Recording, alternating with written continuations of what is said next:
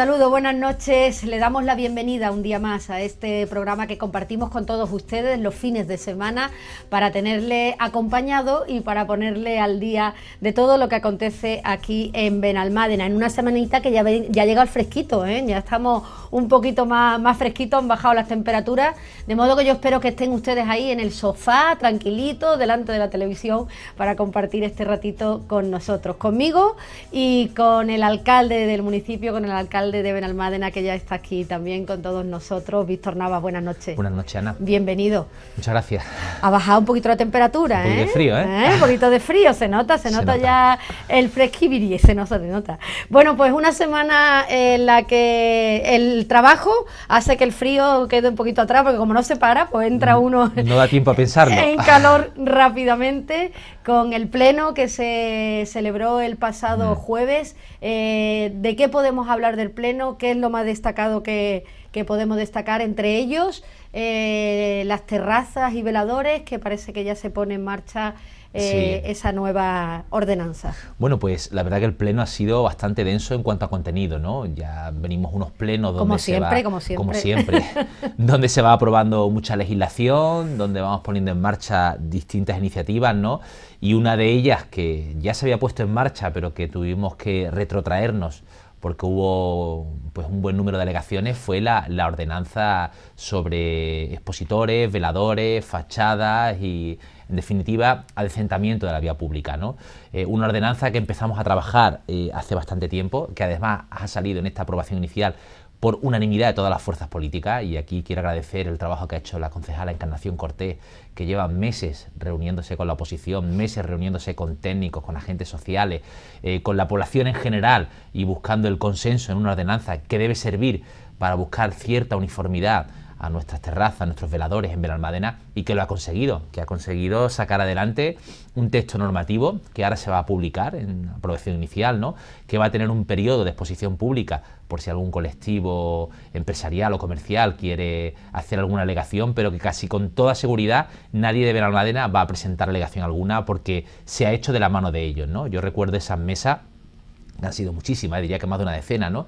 Donde se sentaban todas las fuerzas políticas representadas en el plenario, donde además se sentaban las distintas asociaciones comerciales y empresariales, la asociación de hosteleros, la asociación de hoteleros, la CEP, y todos buscando un texto que sirviese para regular cómo tienen que ser nuestras terrazas, si vamos a permitir o no veladores, si vamos a permitir determinados elementos decorativos en las fachadas de los locales comerciales, o si hay que seguir alguna línea de armonía, ¿no?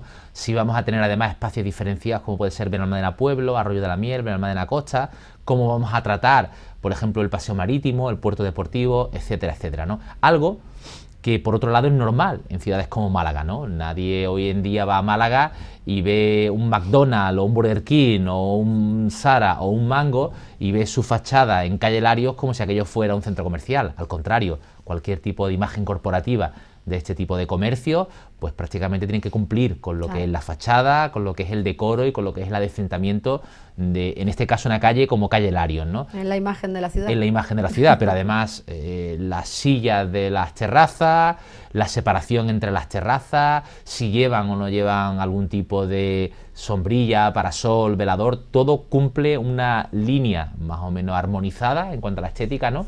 Y eso, que es algo normal en Málaga, pues por ejemplo en ciudades como Benalmádena, pues no existía, no se podía poner un determinado orden porque no existía una ordenanza que lo regulase, ¿no?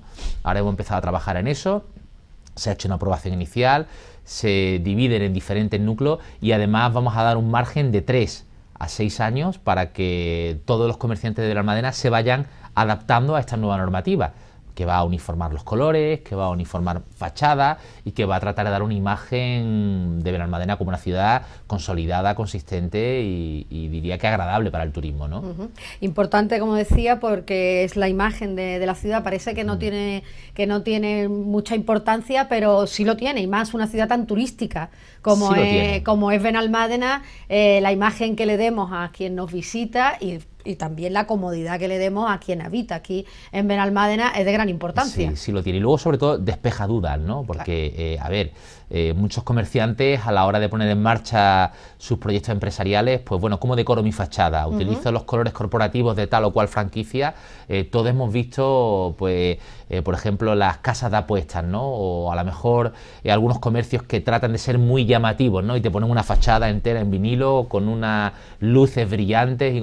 Bueno, pues eso queda fuera de lugar, a lo mejor en un entorno que queremos, por ejemplo, Benalmádena Pueblo, ¿no? Que si quisiéramos darle un toque como queremos darle más de pueblo, ¿no? O incluso en el paseo marítimo, ¿no? Si queremos a lo mejor que los colores sean celeste, blanco, ¿no? Que se mantenga una armonía, que se mantenga un decoro, que se respeten los espacios, pues que alguien venga y ponga ahora 20 luces de neón y 4 carteles con fotos que no son de... Pues a lo mejor no es, digamos, el mejor complemento para la imagen de la ciudad, ¿no?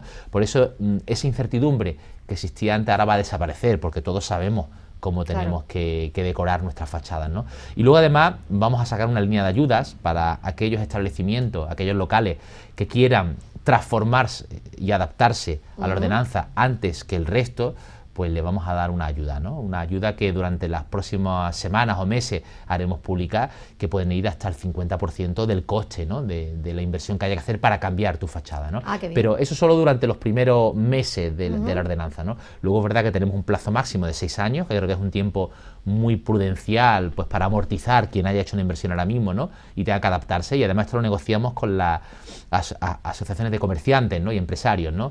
Pues para que dentro de 6 años aquel que no esté ya con su imagen adaptada a la ordenanza municipal, pues tengamos que sancionar, ¿no? Espero que no haya ningún comercio en esa situación, ¿no? Pero creo que 6 años es un margen prudencial y, como he dicho, acordado con la asociación de comerciantes, con lo cual, pues bueno, confío en que de aquí a 6 años Benalmádena presente ya una imagen de ciudad puntera en el turismo, como tienen otras grandes ciudades del turismo, ¿no? Y creo que eso es algo que nos planteamos cuando llegamos en 2015 a la alcaldía y que es consecuencia precisamente, lo digo muchas veces, de la estabilidad, ¿no? Cuando tienes una hoja de ruta, cuando tienes una planificación y cuando estás trabajando por y para la ciudad, pues puedes poner los pilares, los cimientos de lo que tiene que ser la ciudad en el futuro, ¿no? Y creo que en esa línea en la que estamos trabajando, ¿no? No, y la ayuda esta que se le va a dar a los comerciantes al principio y demás, porque muchos dirán, sí, muy bien, yo tengo que cambiar todo y esto, ¿de dónde lo saco yo? ¿De dónde lo saco yo? Bueno, es una motivación, ¿no? Claro, si lo quieres hacer ya, pues que sepas que vas a tener ayuda por parte de la administración local, ¿no?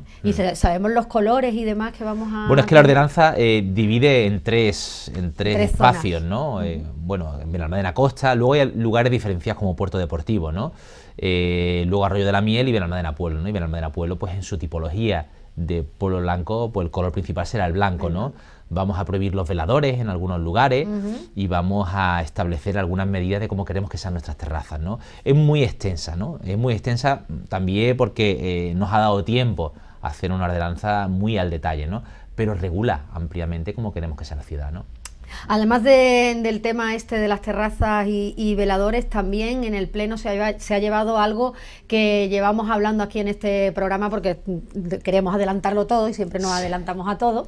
Se ha llevado el tema de la captación de viviendas privadas para el alquiler social. También ya se ha hecho la aprobación definitiva. Tengo que decir también que por mayoría, más que amplia mayoría absoluta, el único grupo que se ha abstenido, como suele ocurrir en todos los plenos, es Vox, que no entiendo qué es lo que tiene en contra de que el Ayuntamiento de Benalmádena alquile viviendas, que pague a los propietarios de esas viviendas durante 5 años y que esas viviendas las podamos utilizar para dar respuesta a usuarios en situación de vulnerabilidad desde servicios sociales. No entiendo que tiene Vox en contra, pero ha votado en contra, ¿no? Y no es la primera vez que vota en contra de estas cosas. ¿Pero con qué motivo? Es que yo siempre me gusta saber la motivación, por qué se vota en contra o a favor, pues cualquier... No lo entendemos tampoco, porque ya es difícil que PSOE y PP nos pongamos de acuerdo y en algo que creemos que es bueno para la ciudad, lo hacemos, ¿no? En este caso lo hemos hecho, ¿no? Además sin matices, ¿no? Todos creemos que es una buena iniciativa, ¿no? Y la iniciativa consiste, como bien has dicho, en captar vivienda privada, ¿no? Es el ayuntamiento quien va a pagar a los propietarios y además en contrato durante 5 años y vamos a pagar a 7 euros metro cuadrado.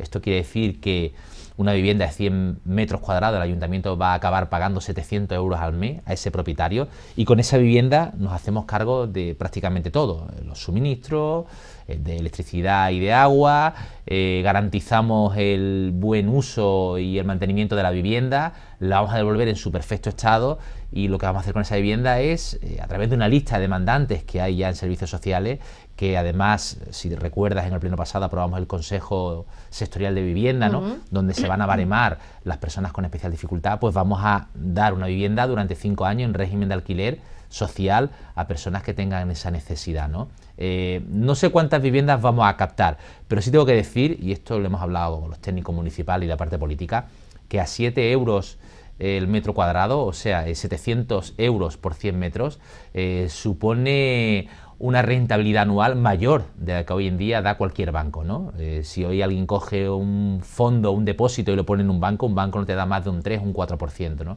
Y hablamos de que esas rentabilidades se van a ver ampliamente superadas si coges tu vivienda y la pones a disposición, y siempre con la garantía de una administración pública que va a hacer frente a esos gastos, ¿no? A ese alquiler, ¿no? Por lo tanto, creo que vamos a ser capaces de adquirir 100, 200 viviendas, y que con esas viviendas pues posiblemente vamos a poder ayudar a muchas familias que en Benalmádena se encuentran en una situación complicada después de la pandemia, ¿no? Porque la pandemia ha hecho mucho daño, ha habido muchos proyectos empresariales que se han quedado en el camino, se ha generado menos empleo, ha traído una crisis de la cual estamos tratando de salir. Es verdad que hay mucho gasto público, se ha aumentado los presupuestos de las administraciones pues para reactivar el tejido económico, pero muchos de esos trabajos son también algo precarios, ¿no? Y sobre todo en el sector turístico, ¿no? Con lo cual a la familia a veces le resulta complicado, después de estar varios meses sin trabajar, después de haber perdido parte de sus ahorros, pues bueno, sí, con un trabajo precario medio sales adelante, pero pagar lo que tiene atrás cuesta mucho, ¿no? Entonces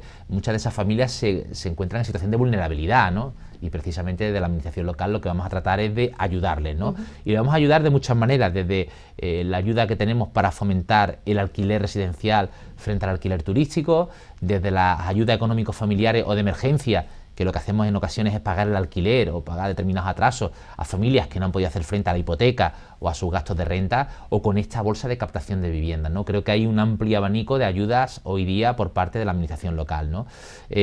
Sí es cierto, y aquí puedo hacer algo de autocrítica, que la bolsa de captación de viviendas se aprueba ahora en noviembre y que la convocatoria se va a hacer posiblemente en diciembre, enero, ¿no? Ya nos gustaría haber ido 2 meses por delante, ¿no? Pero bueno, la administración a veces es lenta, y cuando tenemos a todos los técnicos municipales inmersos en 1001 proyectos de ciudad, cuesta mucho sacar adelante todo, porque los tenemos en las ayudas del alquiler, en la bolsa de captación, tenemos a los técnicos en el REABRE, tenemos en las ayudas a la planta hotelera, los tenemos en los planes de empleo, los tenemos en las inversiones que se van a poner en marcha en la ciudad.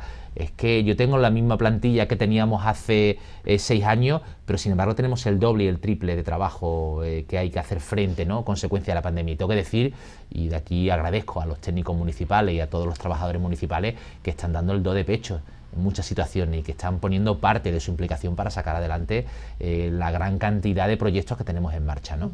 Alcalde, y si hay alguien que nos está viendo y dice, pues a mí me gustaría que mi vivienda entrara en ese plan, ¿qué tiene que hacer? Pues mira, cuando salga la convocatoria, lo que tiene que hacer es acudir a la convocatoria. Haremos un anuncio público y lo expondremos en todos los medios de comunicación y en los periódicos locales para que la gente sepa, ¿no?, que eso se pone en marcha, ¿no? Y ahí cuando vean, pues seguir simplemente las bases de la convocatoria y a ver qué hay que hacer. Un escrito a servicios sociales y tal, aquí está mi vivienda, aquí están mis condiciones y nosotros pues vamos a ir creando esa bolsa, ¿no? Y esa bolsa va a servir luego para ayudar a esas familias vulnerables, ¿no? Por cierto, alcalde, me decía ahora el tema de que ha votado Vox en contra de este tema, y no me gustaría que se me fuera. Se celebró el otro día también el Día contra la Violencia de Género, que era el mismo día del Pleno, y no se pudo hacer la moción institucional, bueno, sí, también por algún motivo de esto, ¿no? Bueno, desde que está Vox en el plenario se ha roto el consenso en cuanto a la igualdad, ¿no?, en cuanto a la lucha contra la violencia de género, ¿no?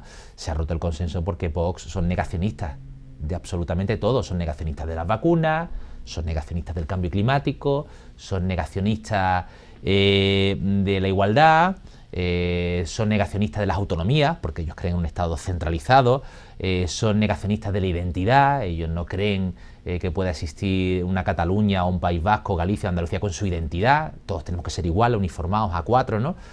Son, pues, a mi juicio, muy retrógrados, ¿no?, en cuanto a sus planteamientos. Luego son muy populistas, ¿no?, porque es muy fácil decir lo que dicen ellos, ¿no? Pues vamos a acabar con la inmigración, trabaja para todos los españoles y vamos a subir el sueldo a todos los españoles, ¿no? Eso en un mercado de libre comercio y capitalista hoy por hoy es prácticamente inviable, ¿no?, y más estando dentro de la Unión Europea, ¿no? Pero ellos venden su discurso, ¿no?, y además aseguran mano dura, que la policía va a actuar y claro, es un discurso a veces, ¿no?, pues muy atractivo, ¿no?, para determinados sectores de la sociedad, pero ellos siempre están en contra de todo, ¿no? Y dentro de ese negacionismo que significa Vox, pues está el negacionismo a la igualdad, ¿no? Y en ese negacionismo a la igualdad, pues decía la concejala de Vox, Gemma Carrillo, pues que había que proteger no solo a las mujeres, sino a todas las personas que eran víctimas de una agresión, de un asesinato, y que ya había una ley para eso. Y en parte puede llevar razón si tiene desconocimiento de lo que significa la igualdad, el feminismo, porque dice, bueno, hay una ley, es verdad que nos protege a todos, ¿no? Pero en el caso de la lucha contra la violencia de género hay matices, ¿no? Es como la protección de los menores, ¿no? O sea, la ley está para todos igual, ¿no? Y todo el que hace un daño está juzgado y va a la cárcel, ¿no? Pero a los menores hay que protegerlos. Claro. Para los menores existe una ley al margen, ¿verdad? Y para los delitos contra la homofobia existe una ley al margen, ¿verdad? Y además hay que formar los poderes públicos, ¿no? Porque ¿por qué se protege a un menor de forma diferente que a un mayor? Porque según Vox, cuando se hace una agresión, da igual que sea un menor, pues se protege porque hay una especial situación, connotaciones, ¿no? Y un menor no puede defenderse, es más vulnerable, pero es que en el caso de la igualdad ocurre algo parecido. Las mujeres sufren agresiones a manos de sus víctimas, a manos de sus asesinos o a manos de sus parejas, ¿no? Porque en el patriarcado, en la sociedad que todavía es bastante machista, pues hay personas, hombres, que creen que la mujer es de su propiedad, ¿no? Y como creen que es de su propiedad, pues tienen que hacer con ella lo que ellos quieran, ¿no? Eso no es una agresión normal, eso necesita de una especial protección, ¿no? Entonces, eso es lo que se trata cuando se simboliza la lucha contra la violencia de género, ¿no? Y en la igualdad ocurre algo parecido, ¿no? Si no llegamos a legislar para que las mujeres puedan conciliar, para que existan, por ejemplo, en política, listas paritarias, para que en los consejos de administración tengan que haber el igual número de mujeres que de hombres, o en puestos de responsabilidad, pues para las mujeres hubiera sido mucho más difícil acceder a determinados lugares o ámbitos de responsabilidad, ¿no? Y se ha conseguido gracias a que hay leyes que permiten que haya una representación, ¿no? Luego es verdad que poco a poco esas leyes, me imagino que se irán atenuando conforme ya no existe esa diferencia entre hombres y mujeres, ¿no? Eso deberíamos llegar, a eso ese es el objetivo, que todo. Pero mientras eso sea así, pues hubo que legislar para que en su día votaran las mujeres, para que en su día se pudieran divorciar, para que en su día pudieran sacarse un carnet de conducir o abrir una cuenta en el banco, que no hace tanto que una mujer no podía hacerlo. Y luego, sin embargo, nos rasgamos las vestiduras cuando pensamos en el mundo musulmán y en la poca protagonismo que tienen las mujeres. Pero si aquí tenemos a Vox, que son prácticamente igual de fundamentalistas en este tipo de cosas, ¿no? Y ellos dicen que no, para nada, nosotros somos liberales y dejamos que cada cual... Sí, pero no protege a las mujeres cuando su pareja, cuando desde el machismo se les hace daño, o cuando ahora, como está apareciendo y aparece cada vez con más frecuencia este tipo de agresiones sexuales, ¿no? Que además parece que son por diversión, ¿no? De grupos de jóvenes, la manada, este tipo de cosas, ¿no? Hace unos días veíamos una chica violada en un polígono industrial, ¿no? Es terrible, ¿no? Hace falta proteger a la mujer, ¿no? Y no porque... a ver, es que el hombre... las mujeres tienen esa debilidad, ¿no? A veces, en ocasiones, y necesitan de la protección de los poderes públicos, ¿no? Y tenemos que estar ahí. Y no vale para nada obviar que eso no existe y que todos somos iguales ante la ley y que la ley nos proteja a todos por igual, porque no es cierto. Y el ejemplo más claro es los menores y el resto de la sociedad, ¿no? Hay que proteger a los menores con especial sensibilidad porque son más vulnerables, ¿no? Pues con la mujer ocurre algo parecido, ¿no? Está claro, escuchaba los datos yo en esta semana, una mujer cada 6 días muere a manos de su pareja aquí en España. Y por lo tanto es evidente que todavía, desgraciadamente, esto existe y todavía no se ha llegado a esa igualdad. ¿Que estamos avanzando? Sí, desde luego que estamos avanzando, pero que sigue ocurriendo también por la sociedad que hemos vivido hace unos años, que era una sociedad completamente machista. Y es una pena que esos consensos que ya habíamos conseguido entre todas las fuerzas políticas hoy en día se pierdan, porque hay un grupo de derecha ultra, ¿no? Que además me sorprendió también mucho, ¿no? Que en el pleno el concejal de Izquierda Unida llamó derecha ultra a Vox en varios momentos del pleno, y Vox se sintió ofendida, y además me hacía gracia porque yo creo que ni siquiera sabían el significado de la palabra ultra, ¿no? Ultra es una palabra del latín que significa más allá, ¿no? La derecha del más allá, ¿no? De más allá de la derecha normal, ¿no? Y se sentían ofendidos, cuando es la realidad, cuando es su postura ideológica en muchos de los aspectos, ¿no? Ellos hablan de derecha cobarde al PP y sin embargo luego les molestan que le digan a ellos derecha ultra, ¿no? Pero se han roto muchos consensos con ellos, desde que está Vox en las instituciones se han roto muchísimos consensos, tanto en el cambio climático, como en el mercado laboral, como en la pluralidad de España, en las autonomías, como he dicho, hasta en las vacunas y en el negacionismo de muchas de los problemas actuales de las sociedades modernas, ¿no? Y en la igualdad y en la lucha contra la violencia de género no es una excepción. Si no me equivoco, también dijeron algo como que es que, claro, a mí todo esto me afecta muy de cerca, esto de ser mujer y que yo lo he sufrido en mis carnes, el problema del machismo, pues me afecta como muy de cerca, que en el tema del trabajo y demás, que no existía la brecha salarial. Que no había problema, que la mujer. Exactamente, o sea que también esto, y por sí. Todo ello era por lo que votaron en contra esta moción, ¿no? Bueno, sí, la votan todos los años, desde que está en el plenario todos los años votan en contra la moción institucional contra la violencia de género, ¿no? Pues yo me alegro mucho que a todas las personas de Vox y de todos los no tengan problemas, que no tengan problemas las mujeres y que no tengan brecha salarial y que tengan todas trabajo. Yo me alegro rotundamente y espero que ocurra en el resto también ocurra, porque entiendo que si ellos defienden eso es porque no deben tener en su gente y en su alrededor y gente conocida que lo haya sufrido. Pues seguramente no, y si lo han sufrido dirán que bueno, que lo ha sufrido pues igual que si dos personas se pelean en la calle.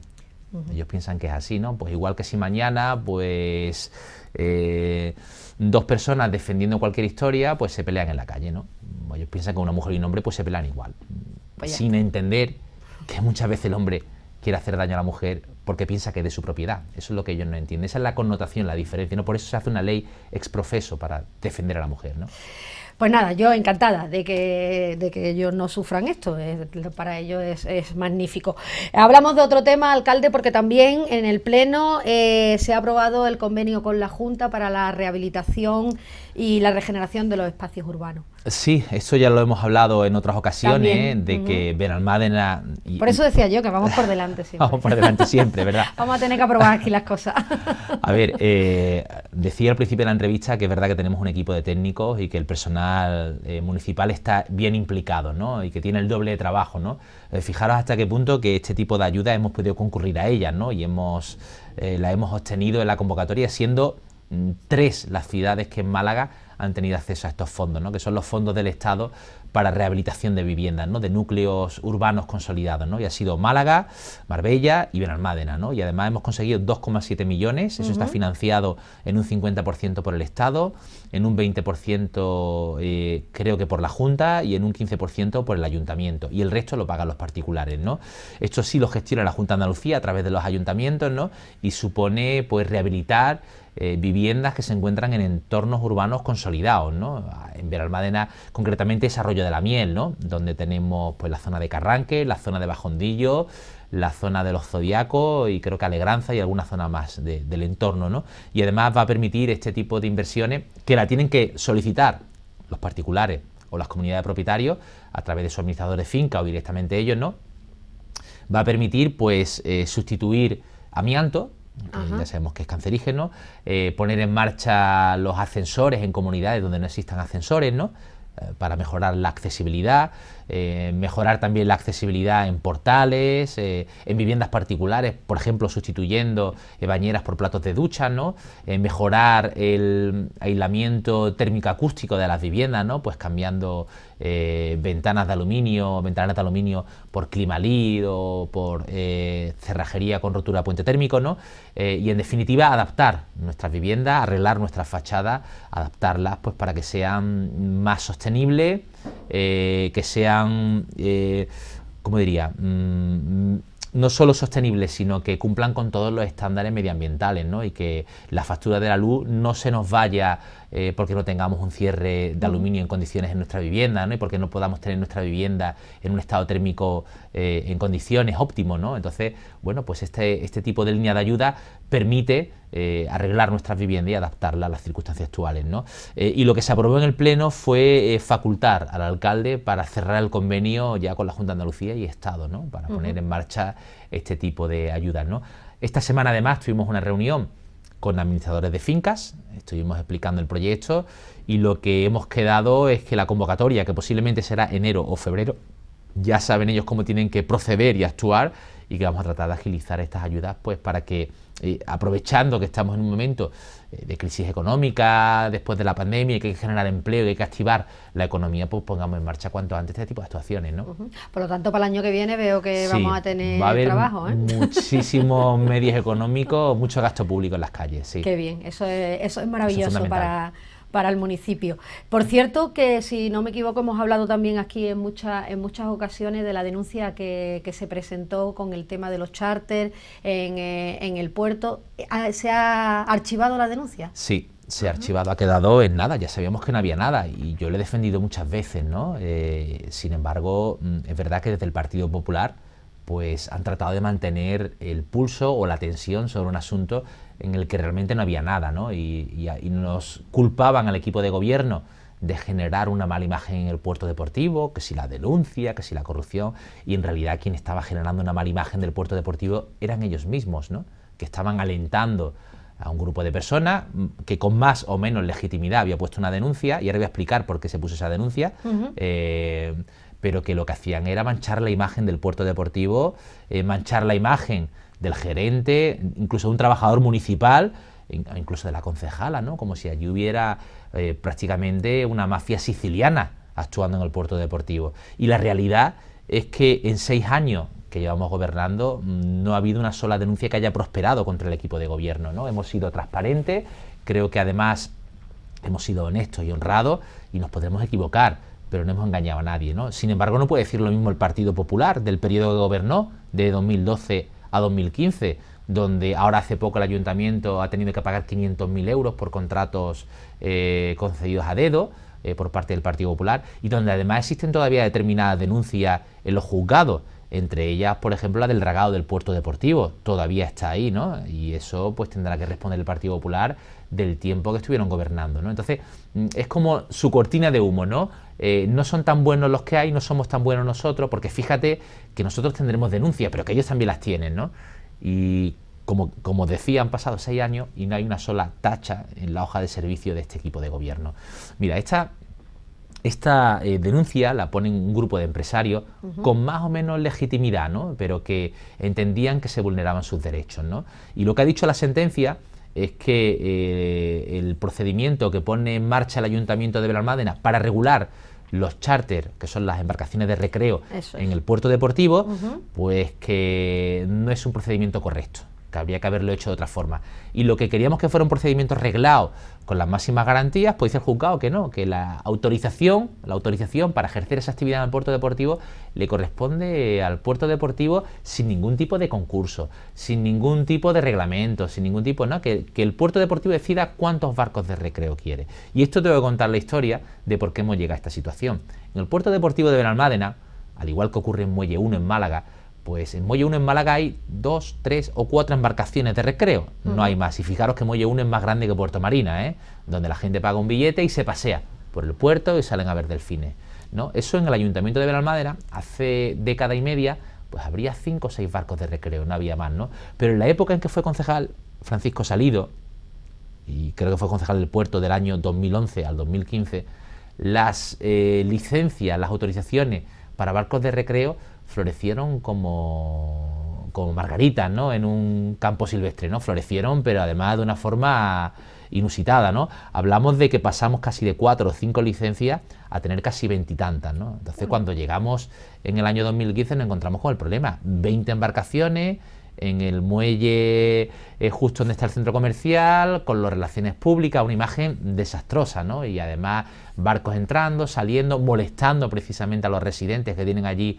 sus viviendas o sus barcos atracados, y había que poner orden. Se habló con ellos. ¿Había gente para tanto barco? No. No había gente para tanto barco. Pero bueno, tampoco sé muy bien qué hay más allá de las embarcaciones de recreo. En cualquier caso, había que poner orden. Y como había que poner orden, se pensó que la mejor forma era regularlo y además con la máxima garantía. Una ordenanza, con una convocatoria, donde se presentaban y donde además tenían que pagar un canon por ejercer una actividad lucrativa, beneficiándose de los atraques del puerto deportivo de Benalmádena, porque en realidad es eso lo que hacen, ¿no? Digamos que un barco paga un atraque por estar allí atracado, el barco, y el barco paga su atraque como cualquiera paga un alquiler por una vivienda, ¿no? Pero además, cuando tiene el barco atracado, el tío se dedica allí a hacer una actividad comercial. Es como si yo alquilo una vivienda y ahora dentro de la vivienda pues hago lo que me da la gana y monto un bar dentro de la vivienda. ¿Verdad que eso no cabe en cabeza ajena? No puede ser. Pues eso ocurre en el puerto deportivo, ¿no? Entonces, cuando se ha tratado de regular, este grupo de empresarios se une y lo que debería ser una denuncia en el contencioso administrativo, porque no estoy de acuerdo con una decisión administrativa que se ha tomado, pues son convencidos por el Partido Popular para poner una denuncia por lo penal. E inventan un relato en el que prácticamente la concejala y el gerente tienen intereses ocultos, un detective, una historia ahí porque se están beneficiando de esta situación y eso es corrupción. Tratan de compararlo a los tiempos en los que gobernaba el Partido Popular el puerto deportivo, ¿no? ¿Qué ocurre? Que esa primera denuncia ni siquiera es admitida a trámite. Pero bueno, aquí ya lo que hemos hablado muchas veces, ¿no?, de la falta de ética del Partido Popular. A ver, cuando la denuncia se admite a trámite porque hay indicios, sale a la prensa y lo cuentas, pero no te vayas al juzgado y simplemente con el sello del registro de entrada he puesto la denuncia, el puerto deportivo, aquello es la corrupción, tal. No, ni siquiera se admitió a trámite. La registraron y salieron en prensa. Como no se admitió a trámite, pues pusieron un recurso. Y entonces el juzgado dijo, mira, antes de sobreseer definitivamente, voy a hacer un sobreseimiento provisional. Y para que nos queden más garantías, le voy a pedir a la UDEF, que es la unidad especializada de la Policía Nacional en delitos económicos y de corrupción, que investigue. Y entonces, cuando eso lo hizo el juez, volvieron a salir en prensa. Algo ocurre ahí cuando están pidiendo a la UDEF que investigue. La UDEF dio carpetazo, después de estudiar toda la información, y dijo, no hay ningún indicio de delito. Y salimos a contarlo. Bueno, pues pusieron un segundo recurso. Volvieron según ella, registrar pruebas de qué tal. Bueno, pues incluso ese segundo recurso se ha vuelto a archivar porque no hay indicios de absolutamente nada. En esta ocasión el Partido Popular se ha callado. No ha hecho como en otras ocasiones, que ha salido a decir, cuando han puesto un segundo recurso o un primero tal, es porque algo hay. No hay absolutamente nada. Lo que hay es la intención o la mala intención del Partido Popular de manchar el buen nombre de Benalmádena y la intención, legítima o no, de un grupo de empresarios de no pagar por ejercer esa actividad. Eso es lo que se esconde detrás de todo esto, ¿no? Y si juntas a los que no quieren pagar por ejercer la actividad y los intereses espurios del Partido Popular, pues tienes ahí pues el relato de la corrupción en el puerto deportivo de Benalmádena. Pero afortunadamente hoy, 6 años después de llegar al gobierno, tenemos una hoja de servicio impoluta y nuestros vecinos pueden estar tranquilos, ¿eh? No creo que nadie dude ni sospeche de la gestión que estamos llevando a cabo, porque además en estas cosas ocurre como cuando estaba Paco Salido o Paloma García o en los gobiernos no municipales, y es que cuando ellos gobernaban sí había muchos rumores, sí había muchos chascarrillos, sí había, y al final muchas de aquellas cosas que se hablaban en los mentideros acabaron en los juzgados, ¿no? Aquí afortunadamente ni siquiera hay rumores, ¿no? Porque lo que hay es un Partido Popular con esos intereses espurios de rascar un puñado de votos, ¿no? Por lo tanto, esto ya podemos darlo por zanjado, ¿no? Ya no caben más recursos, ¿no? ¿O sí? Bueno, sí, pueden recurrir todavía a la audiencia provincial, pero bueno, vale. Yo creo que ya les va a costar el dinero, ¿no? Porque, a ver, si ya el juez, la UDEF ha dicho que no hay absolutamente nada y el juez por 2 veces ha desestimado los recursos, hombre, irse a la audiencia provincial me parece a mí que es simplemente por querer darle más recorrido a este asunto, ¿no? Que ya apenas tiene recorrido, ¿no? Bueno, pues hablamos de otro tema que a mí me llama mucho la atención y que además me parece muy, muy interesante, que ya hablábamos también de este tema la semana pasada, creo, o la anterior, es el Consejo Escolar Municipal, que me parece que hace una labor magnífica y que ha tenido una nueva reunión en estos días, ¿con motivo de qué? Bueno, nos reunimos todos los años a principio de curso pues para valorar la situación educativa en la ciudad, ¿no? Pero este año además teníamos que vernos porque queríamos planificar algún tipo de acción o simplemente prever cómo va a ser ya no 2021, ya no 2021-2022, sino 2022-2023, ¿no? Porque tenemos un problema enorme de escolarización en la ciudad, ¿no? De espacio. No tenemos espacios para... Y ya lo expliqué aquí, creo que fue la semana pasada cuando hablamos de que desde el año 2008 no se construye ni un instituto ni un colegio en Benalmádena, ¿no? Y la población sigue creciendo. Es más, la semana que viene daré cifras del aumento en el padrón y volvemos a crecer con respecto al año pasado, ¿no? Benalmádena sigue creciendo en población, pero seguimos teniendo las mismas plazas educativas que teníamos en 2008, ¿no? Cuando la población de Benalmádena era de 55.000 habitantes, ¿no? Antes de nada, ¿y cómo lo estamos haciendo? Bueno, ¿Qué estamos haciendo con los niños? Quitando espacios, pues bibliotecas, laboratorios, se están poniendo prefabricadas, a ver, hemos aumentado el número de plazas educativas a costa de suprimir la calidad de la educación en Benalmádena, ¿no? Entonces hay, por ejemplo, como en el IES Cerro del Viento no hay patio, como había al principio de su construcción, ¿no? El patio se ha reducido para meter prefabricadas, ¿no?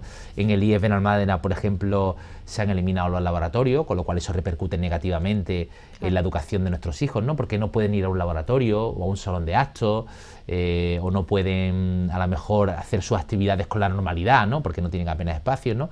Y en otros institutos, pues, o colegios, pues se han reducido bibliotecas o se han reducido, en fin, se han creado clases en espacios donde no lo había, ¿no? ¿Qué ocurre? Que hablábamos, y eso era precisamente lo que queríamos planificar. El hecho de que no se aprueben los presupuestos de la Junta de Andalucía va a retrasar aún más, ¿no? Y yo aquí, lo explicaba la semana pasada, Benalmádena tiene 5 institutos y 9 colegios de infantil y primaria, ¿no? Y esos 5 institutos y 9 colegios de infantil y primaria se han venido construyendo en Benalmádena conforme se venía aumentando la población, ¿no? Y el último lo construyó la Junta de Andalucía, último instituto y último colegio de infantil y primaria en el año 2008, cuando Benalmádena tenía 55.000 habitantes. Desde el año 2008 hasta el año 2015, que gobernó el Partido Popular, no voy a decir que no hubiera planificación, pero sí es cierto que la población fue creciendo, la Junta de Andalucía fue reclamando suelo al Ayuntamiento de Benalmádena pues para construir nuevos centros educativos, pero el Ayuntamiento de Benalmádena en ese tiempo fue incapaz de encontrar un suelo educativo. Y además alegaban pues que no había prácticamente suelo, pero mientras tanto se seguía construyendo, desarrollando urbanísticamente, seguía creciendo la población, pero no había suelo educativo. Nosotros cuando llegamos en 2015 ya alertábamos de esa urgencia, ¿no? Y nos pusimos a trabajar y hubo que tratar con un privado en una permuta la adquisición de suelo educativo para poder construir un instituto y un centro educativo de infantil y primaria. Y lo conseguimos. En el año 2016 ya estábamos aprobando en pleno la cesión de suelo educativo para un instituto y para un centro de infantil y primaria al gobierno de la Junta de Andalucía, ¿no? Y en el año 2018, la que era entonces consejera de Educación, Sonia Gaya, vino a Málaga y dijo que ya estaba todo listo y preparado para empezar la construcción de un centro educativo de infantil y primaria y de un instituto en Benalmádena. Eso fue el año 2018, y que en el año 2019 se empezaron a redactar los proyectos y que para el año 2020 será una realidad la construcción del instituto, ¿vale? Luego llegó las elecciones autonómicas, el gobierno que se comprometió con Benalmádena perdió aquellas elecciones y las ganó el Partido Popular de Juanma Moreno. Bueno, no ganó las elecciones, pero sí consiguió formar gobierno, ¿no? Y cuando llegó en 2019 el gobierno del Partido Popular a la Junta de Andalucía, desde el Ayuntamiento de Benalmádena le pedimos que públicamente se expresase y que mantuviesen el compromiso con Benalmádena. Y lo que dijeron fue, quieto parado, aquí no hacemos nada. No se pronunciaron sobre el compromiso, ellos alegaban que tenían que ver qué es lo que había en la caja, que tenían que valorar toda la infraestructura, que no podía... Y así fuimos pasando 2019, 2020 y 2021. Y ahora en 2021, casi 3 años después, porque han tardado ese tiempo en ver qué es lo que había, ¿no? Pues vienen a Benalmádena y dicen que sí, que van a empezar el año que viene, en 2022, que hay 15 millones de euros en los presupuestos de 2022, para empezar a construir, para empezar a redactar el proyecto para la construcción del instituto y del centro de infantil y primaria en Benalmádena. O la sorpresa nuestra cuando hace unas semanas aparece el vicepresidente de la Junta, Juan Marín, y dice, algo así como, nuestra intención no es aprobar los presupuestos. A nadie se le ocurriría, ¿no? Sería estúpido, dijo, no creo que fueron sus palabras textuales, ¿no? Aprobar un presupuesto en el año 2022, que es el último legislatura. Nosotros vamos a prorrogar o será la excusa para convocar elecciones. Hay que decir que eso fue una grabación que no era públicamente, sino que le grabaron allí al hombre de aquella forma. Es que públicamente no creo que se atreviera a decirlo. Por eso te digo, por eso que si no la gente diría, este hombre de qué tonto, va, ¿no? De qué va. Entonces, claro, pero eso de alguna forma evidenciaba que no tenía intención la Junta de Andalucía de aprobar un nuevo presupuesto y que el no aprobar un nuevo presupuesto iba a ser la excusa perfecta para adelantar las elecciones. ¿Cuál es el problema que sucede para Benalmádena? Que si no hay presupuesto, esos 15 millones que nos han prometido no van a venir en 2022, vendrán en 2023, ¿vale? Pero no en 2022, ¿no? Con lo cual es un año más de retraso, ¿no?, en la construcción de centros educativos. Y encima, esto que se lo contamos al Consejo Escolar, tuve que ver como el Partido Popular decía en el pleno del pasado jueves, decía, no, pero es que no venga ese dinero a Benalmádena es culpa de todas las fuerzas políticas que han votado en contra del presupuesto, porque si hubieran votado a favor del presupuesto, ese presupuesto hubiera salido adelante y hubiera llegado a Benalmádena. Y les tuve que explicar que en cultura política la responsabilidad de aprobar un presupuesto no le corresponde a la oposición, le corresponde al gobierno. Y en este caso esa responsabilidad de aprobar el presupuesto le corresponde a Juan Marín, entre otras cosas porque hasta ahora en la Junta de Andalucía se han aprobado 2 presupuestos. Y en los 2 presupuestos se ha apoyado en Vox y ha hecho un presupuesto casi de extrema derecha que ha apoyado Vox y que ha salido adelante, porque esa es la responsabilidad del presidente de la Junta de Andalucía. Oye, yo quiero gobernar, pues tengo que buscarme los apoyos que me garanticen la investidura. Yo quiero sacar adelante un presupuesto, pues tengo que buscarme los apoyos que me garanticen ese presupuesto. Y tendré que persuadir, o tendré que ceder, o tendré que ser generoso con las fuerzas políticas que me tienen que apoyar el presupuesto. Y lo que no vale es presentar un documento, ese es mi documento, si me lo quieren me lo apruebo y si no nos vamos a elecciones, que es lo que ha hecho el presidente de la Junta, Juan Marín.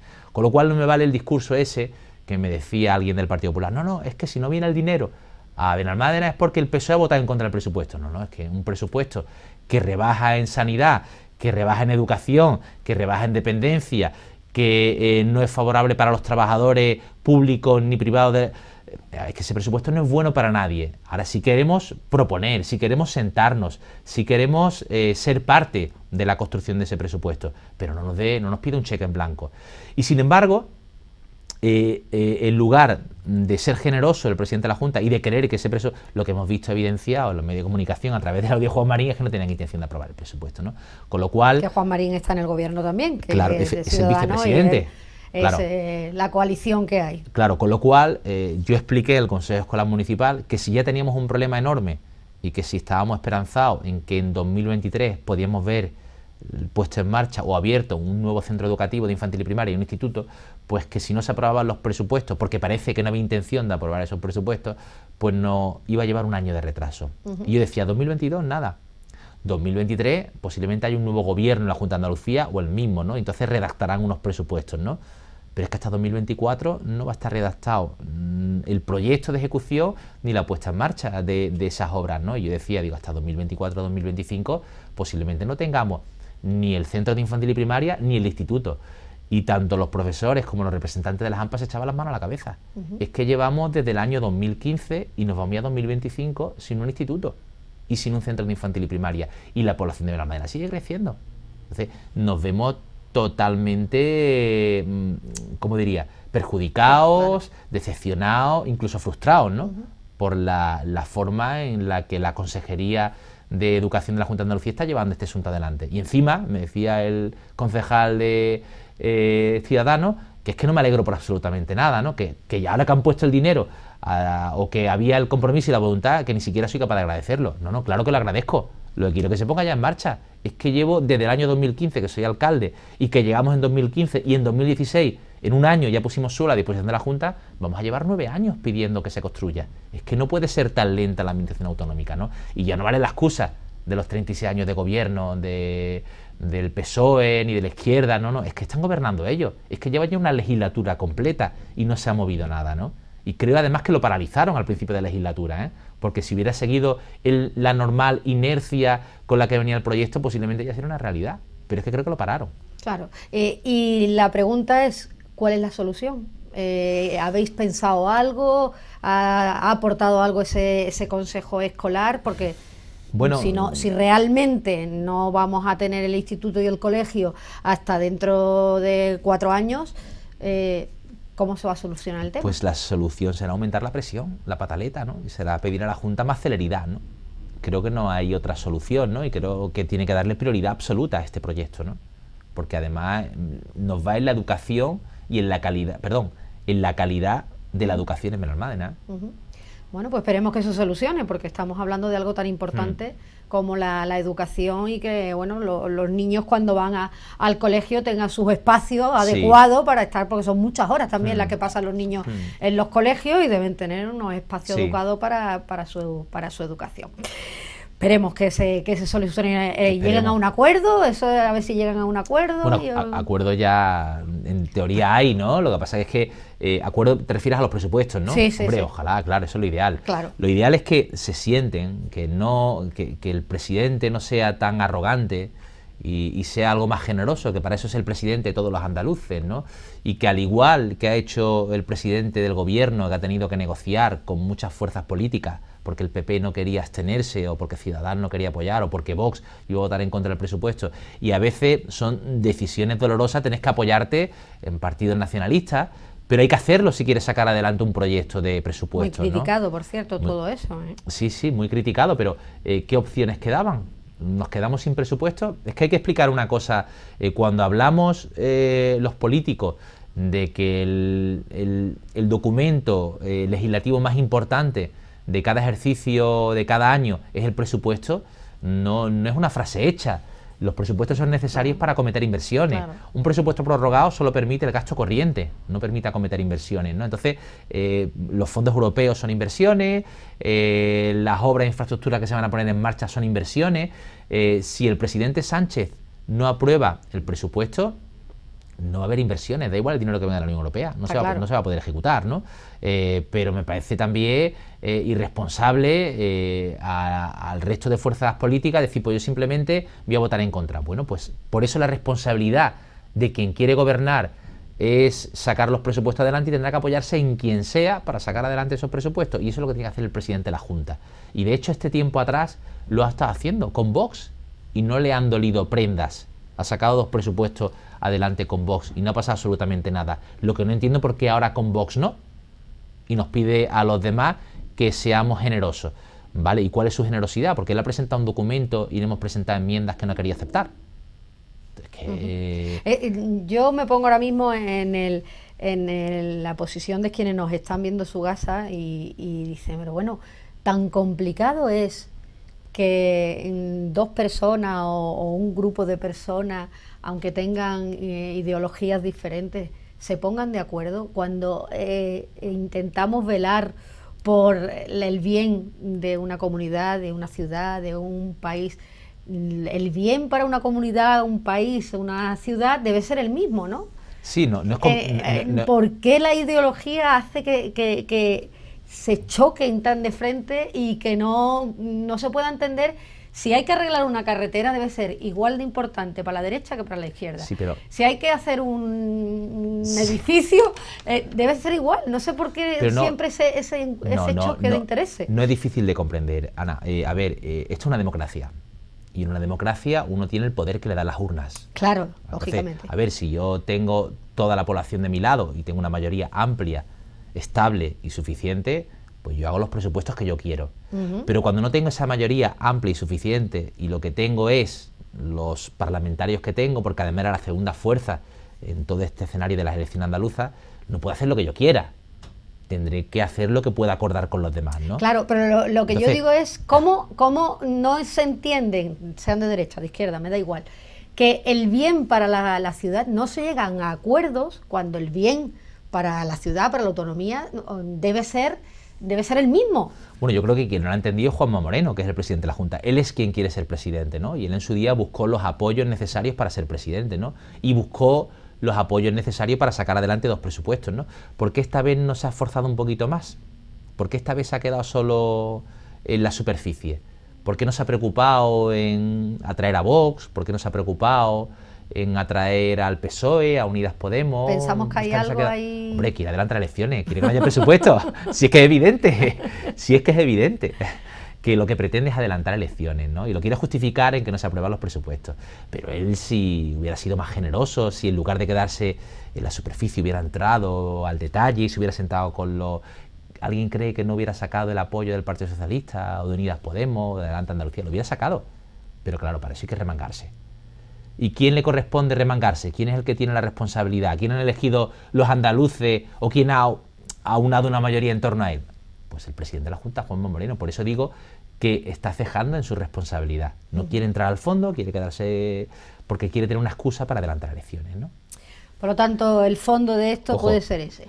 Y en esa excusa de adelantar elecciones perjudica a Benalmádena, que vamos a tener que esperar un año más para tener nuestro centro educativo o nuestra ampliación del hospital de alta resolución, más tiempo parada. Claro, perjudica a Benalmádena y perjudicará y a muchos otros lugares, claro. A muchas ciudades andaluzas, porque estamos hablando de que si no se aprueban esos presupuestos es que no hay inversión para Andalucía. Evidentemente. Por lo tanto, así es. Pues yo sigo, vamos a cambiar de tema y nos vamos a quedar otra vez en Benalmádena, pero es que yo estoy diciendo que esto de no llegar a los acuerdos, yo es que no lo puedo entender. Bueno, ya has visto, por eso no me he metido en política, porque yo me gusta llegar a acuerdos y entonces pues yo me gusta que todo el mundo se entienda y que todo el mundo vamos a ir a Benalmádena. Se lleve bien. En Benalmádena, en este último pleno, hemos sacado varios acuerdos importantes. La bolsa de captación, por una mayoría de 23 concejales de 25. Creo que hemos sacado también, hemos dicho... hemos sacado lo de la ordenanza de las terrazas, el plan de rehabilitación, el acuerdo para el convenio. Por unanimidad, o sea, han votado todas a favor. El plan de rehabilitación, por unanimidad también, y eso es responsabilidad. ¿De quién es responsabilidad? Del alcalde, ¿no? Tratar de convencer a todo el mundo de sacar cosas adelante. Y si no puedo sacar unanimidad, al menos tener una mayoría amplia, ¿no? Me corresponde a mí, ¿no? Lo que yo no puedo pretender es ser alcalde cuando la mayoría está en 13, ser con 6 concejales y pretender que me lo aprueben todo. Algo tendré que hacer yo, ¿no? Claro. Que para eso es mi responsabilidad y para eso he decidido ser alcalde, ¿no? Claro. Pues igual ocurre con Juanma Moreno. Eso es. Pues eso es lo que yo quiero, que se lleguen a acuerdo, que se aprueben las cosas y que yo siempre digo que hablando se entiende la gente, pero no, yo soy la voz del pueblo ahora mismo, que no es... Totalmente. Es que la gente en la calle piensa, pero ¿por qué estos políticos no se ponen de acuerdo? Bueno, a ver... Entonces, no hay que ser tampoco tan ni dramático ni injusto, porque en una comunidad de vecinos no nos ponemos de acuerdo cuando somos 25. En una comunidad de vecinos, y siempre hay un vecino que dice, no, pues yo no estoy de acuerdo en esto. Sí. Pues porque la sociedad es así. Somos así, ¿no? Y los representantes políticos somos representantes de los ciudadanos. Y al final los políticos somos una muestra de la sociedad, ¿no? Y si la sociedad se ha vuelto intransigente y cada vez somos menos generosos y menos empáticos con lo que le sucede al que está enfrente, pues en política ocurre 3/4 de lo mismo, ¿no? Pues sí, ahora sí es verdad que los políticos tenemos que ser ejemplares y quizás somos referencia o luz de mucha de esa ciudadanía, y que si somos capaces de llegar a acuerdos, pues a lo mejor la ciudadanía empieza a entender que ese es el camino, ¿no? Y a lo mejor la comunidad de vecinos se ponen de acuerdo, a lo mejor empezamos a empatizar con el que está enfrente y a lo mejor somos un poco más generosos, ¿no? Eso es lo que yo digo, eso, tengo que llevarlo por el camino adecuado. Bueno, hablamos de otro tema, alcalde. Ya se ha finalizado el camino de la Fuentezuela, de que ya hemos hablado tanto de él. ¿Qué supone el que estas obras estén finalizadas, que se hayan inaugurado para Benalmádena? ¿En qué favorecemos? Bueno, favorece en una entrada digna para el polideportivo de Benalmádena Pueblo, ¿no? Que la necesitaba, que es un polideportivo que cuando se construyó la Plaza de Toros hace ahora 25 años, pues es verdad que había muchos menos ciudadanos viviendo en Benalmádena, muchos menos vehículos, y que con el aparcamiento que se hizo en su día era suficiente, ¿no? Pero hoy en día ya no es así. Esto es una ciudad de 70.000 habitantes. Ha habido que adaptar el aparcamiento y dar una salida y una entrada digna, sobre todo porque era peligroso en ocasiones, ¿no?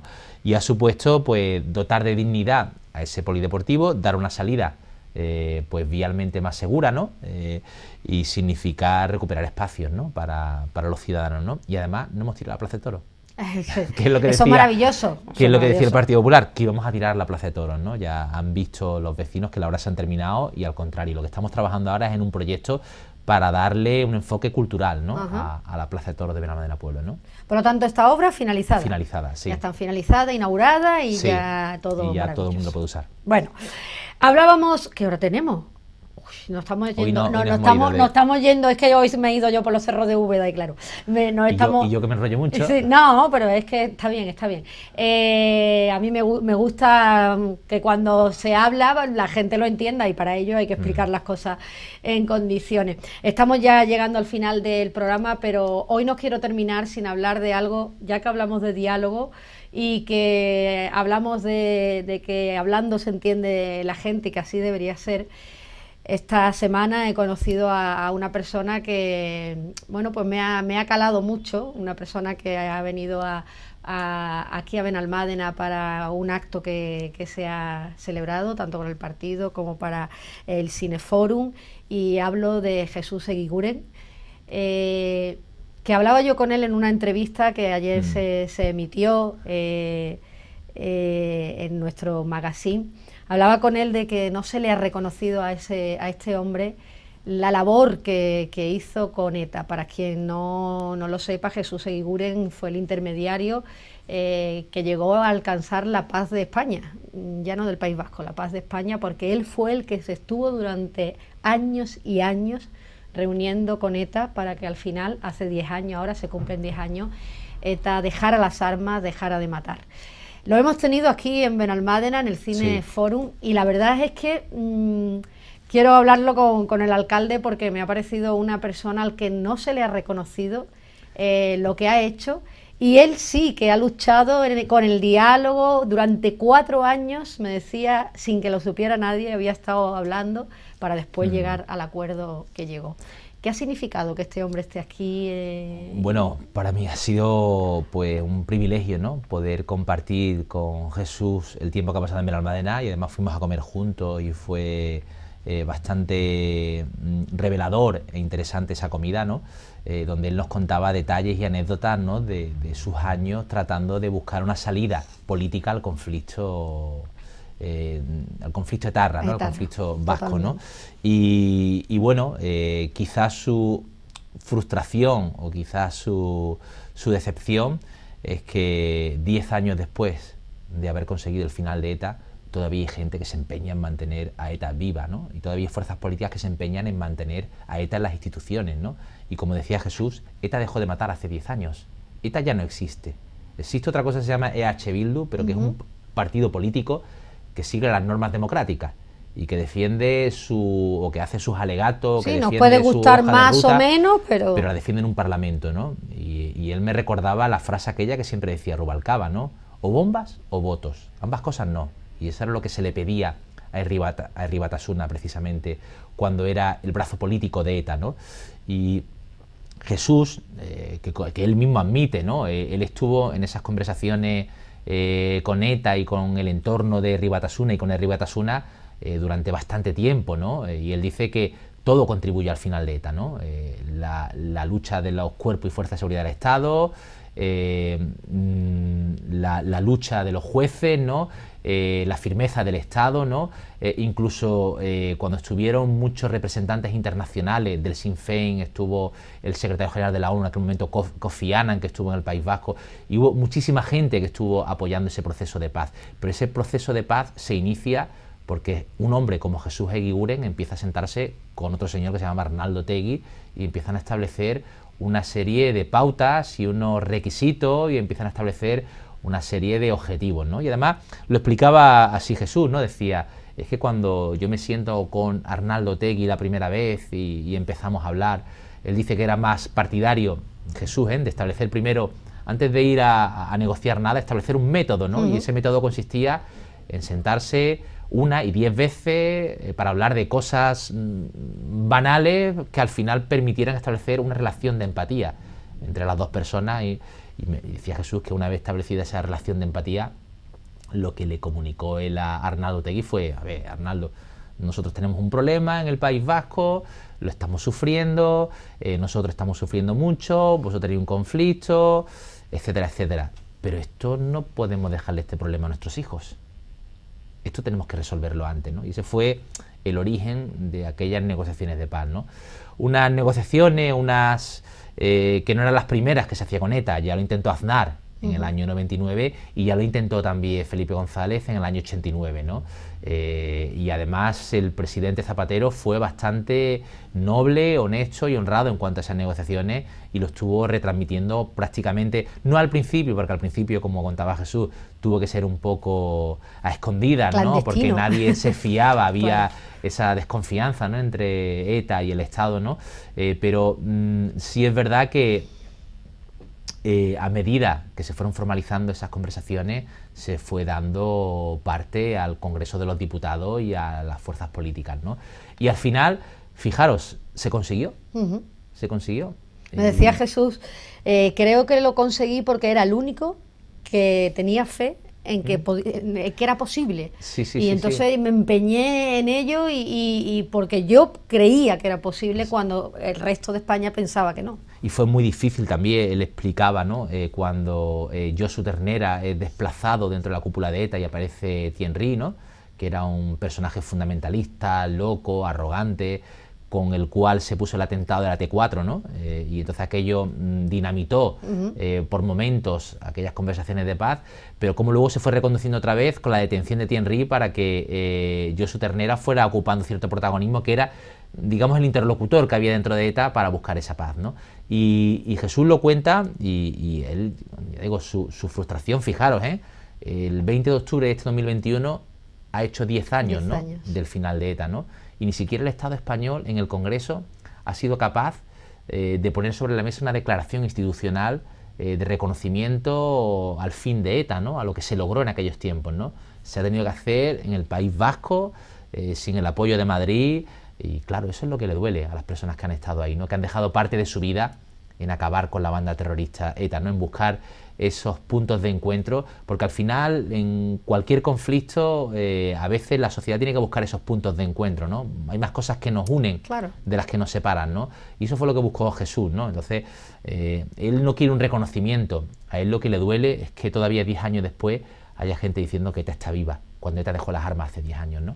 Sí, él hablaba en la entrevista que le hice, me decía, para mí mi reconocimiento es que voy por el País Vasco, voy por mi tierra y la gente me da un abrazo, la gente me da las gracias, y ese es el único reconocimiento y que me vale ese reconocimiento. Pero por eso decía yo antes que en algo tan evidente como es que este hombre ha conseguido la paz en España, o sea, que es que estaban matando todos los días a personas, ni en algo tan importante como somos capaces de estar de acuerdo. O sea, es que es una cosa que a mí me cuesta mucho trabajo, que es tan evidente que este hombre ha conseguido esto, que hace 10 años que no se mata a nadie por parte de ETA, y que no se les quiera reconocer, pues me sorprende. Porque hay un interés político en mantener a ETA viva, ¿no? Pues eso es lo que digo. Y hay partidos políticos que no les interesa que se sepa que ETA dejó de matar hace 10 años. Pero eso es poner por encima una ideología, un partido político, que lo que es la realidad, ¿no? Pues, y eso es lo que a mí me cuesta alcanzar y creer, que sigamos siendo tan tosudos de que este hombre, por ejemplo, consiguió que no mataran a la gran cantidad de personas que habían matado y que no se le haya reconocido y que no sean capaces de decir, pues mire usted será del partido que usted sea, pero lo cierto es que usted ha sido quien lo ha conseguido. Y ya está, y se le reconoce. Tenemos que reconocer las cosas buenas de los otros. Sí. Bueno, tengo que decir que Jesús contribuyó enormemente, ¿no? Y su aportación quizá más importante al fin de ETA fue en sus conversaciones con Arnaldo Otegi, conseguir que Herri Batasuna... Criticadas también. Claro, criticadas. Muy criticadas. Conseguir que Herri Batasuna fuera dejando lastre con ETA, ¿no? Y que ETA cada vez estuviera más aislada, ¿no? Y recuerdo, no sé si fue 2008 o 2009, ¿no? Cuando hubo aquella asamblea y se constituyó Sortu, ¿no? Que era donde el 80% de la izquierda abertzale apostaba por la vía de la política para resolver el conflicto, ¿no? Y condenaba la violencia, ¿no? Eso fue un paso muy grande y ese fue el gran logro de Jesús Eguiguren, ¿no? Fue conseguir que Herri Batasuna dejase, fuese soltando lastre, a veces con pequeños gestos, con pequeñas señales respecto a ETA, ¿no? Y ETA, cada vez más debilitada, cada vez más sola y con toda la presión internacional, tuvo que decir que dejaba las armas, ¿no? Había un acuerdo, o habría un acuerdo seguramente que hoy en día no conocemos y de que Jesús no quiere hablar, pero que él ha sido uno de los grandes artífices, ¿no?, de esa paz, ¿no? Está claro. Bueno, pues nos tendremos que ir a dormir, ¿no, alcalde? Sí. Porque desde luego. Porque no estamos aquí hablando y nada, que se nos va el tiempo. Desde luego. Alcalde, gracias por estar con Muchas nosotros gracias, una semana más y seguiremos hablando de tema la semana que viene. Perfecto, aquí estaremos. Y a ustedes pues también les vamos a dejar que descansen un poquito porque hoy se nos ha ido el tiempo de las manos, pero cuando uno está a gusto hablando, pues aquí que estamos. La semana que viene volvemos para seguir hablando de Benalmádena y para seguir hablando de todos los temas que nos preocupan y nos ocupan. Gracias por estar con nosotros y hasta el próximo sábado. Que sean muy felices.